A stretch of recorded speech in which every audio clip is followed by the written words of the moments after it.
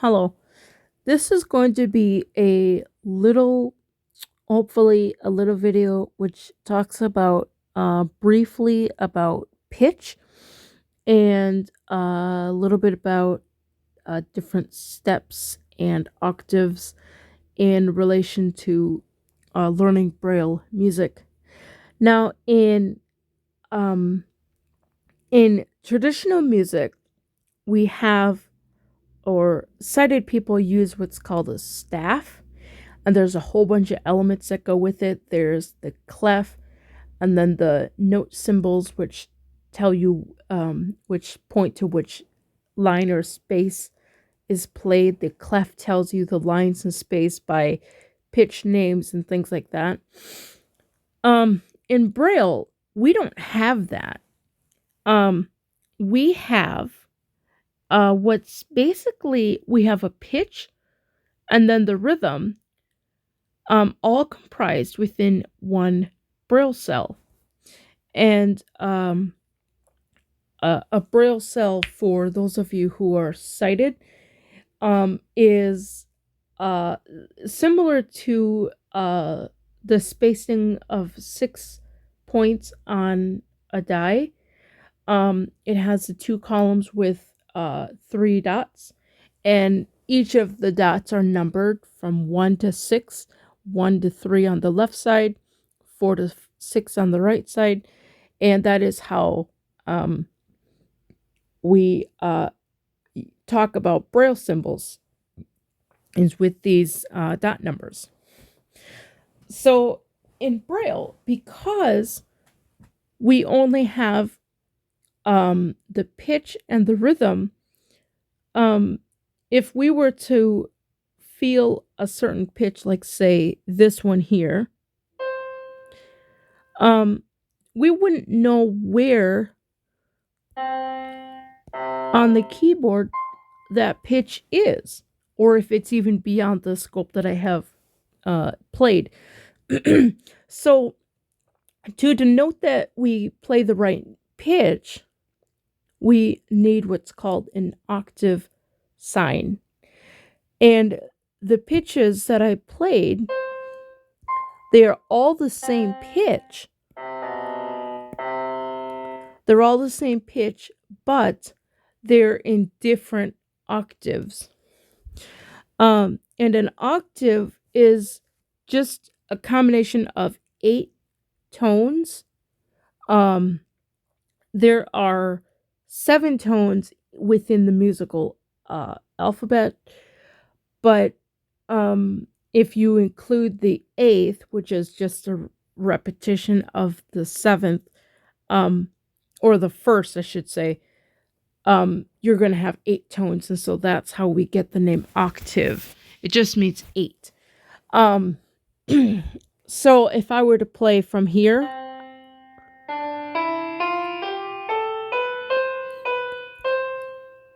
that is called an octave, from here to there. All these pitches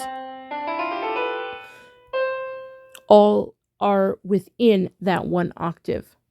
So in Braille, we have these symbols. They're called octave symbols. And these octave symbols tell us where on the piano or where on the oboe, pretty much any instrument, bassoon, any instrument, where to play these pitches.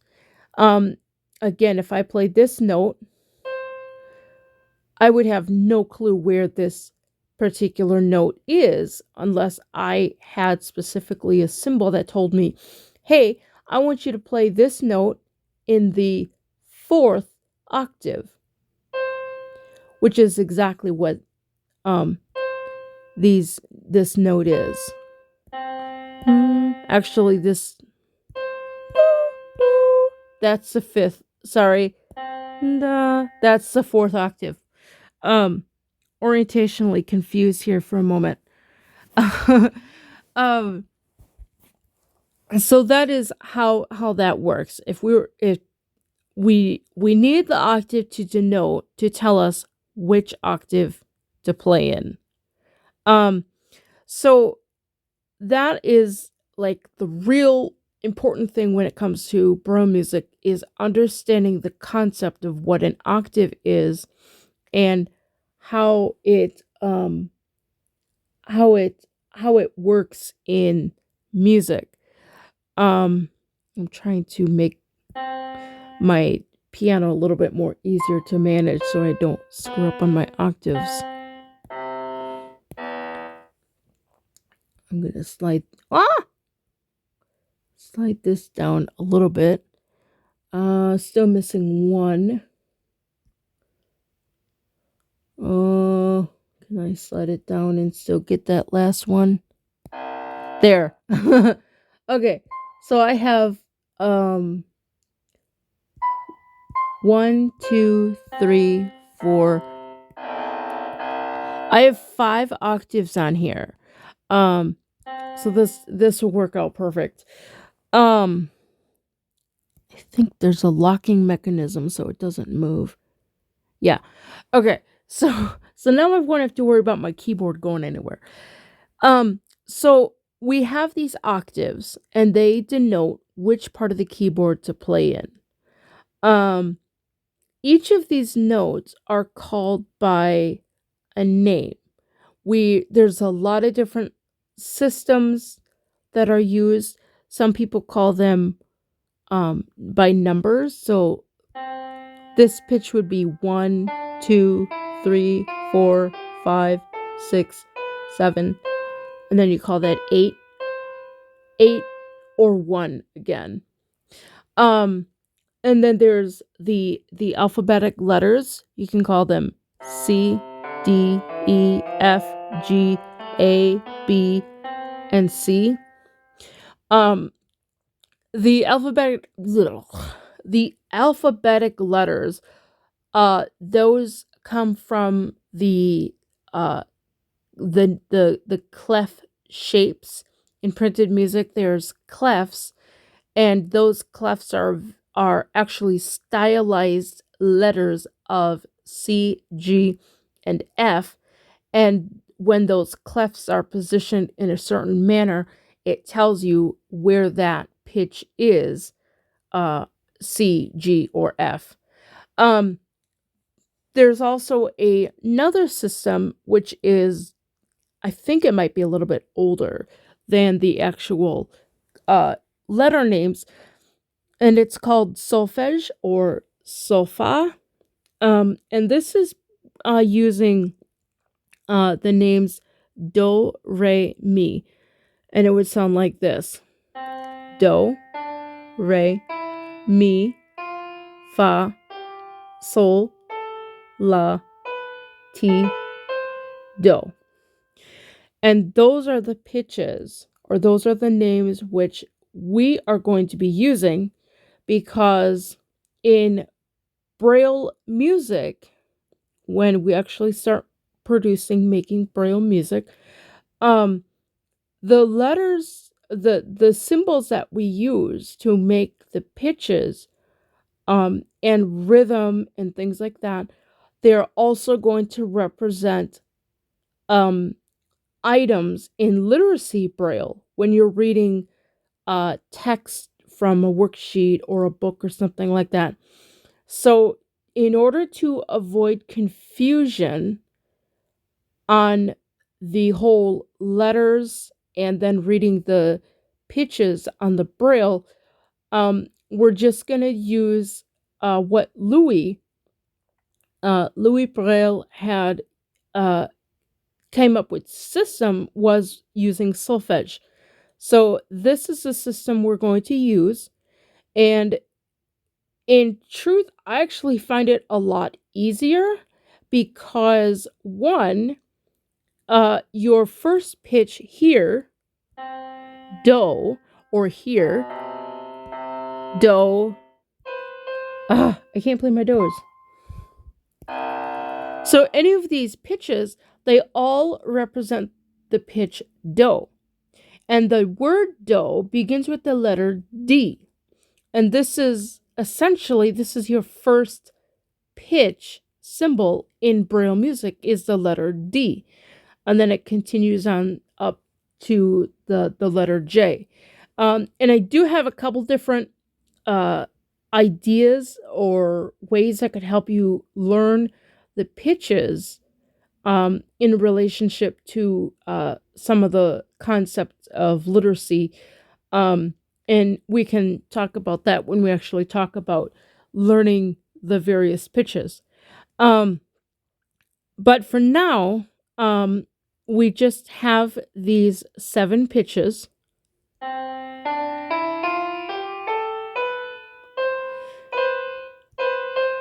And they are going to be constant regardless of which ooh, regardless of which note you're beginning on, so long as you're starting on the first correct note. And this is going to lead me into the next section, which is going to deal with um, the the actual topography of the keyboard. And again, if you have a blindfold, get it, because this is going to really help you out with that aspect of keyboard topography.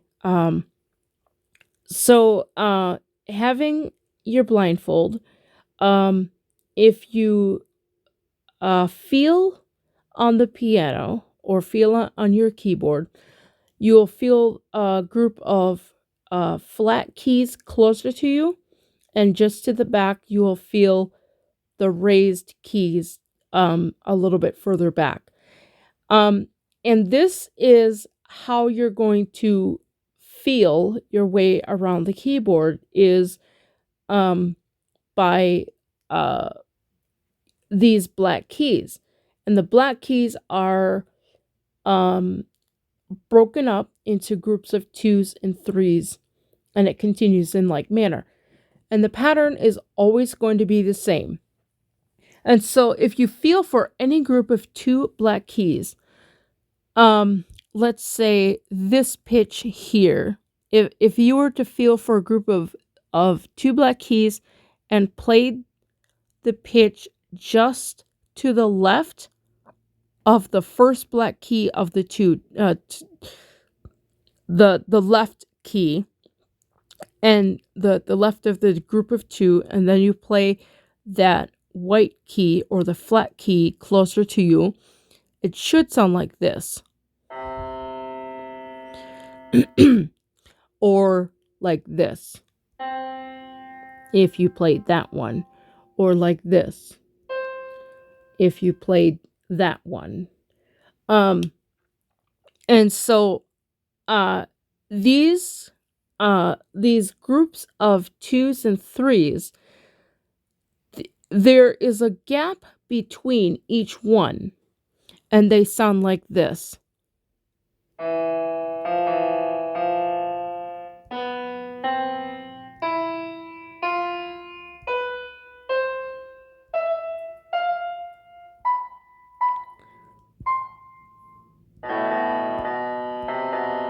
Can't play these. Those are called half steps.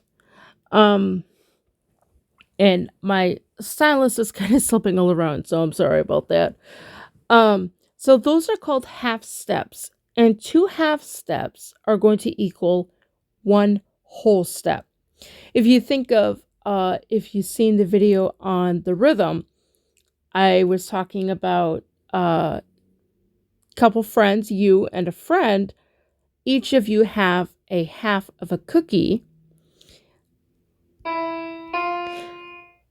If you put the 2 halves together, you're going to make a whole step.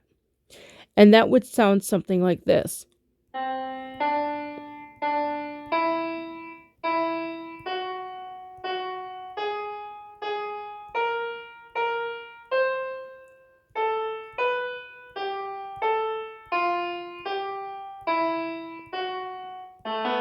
Oops.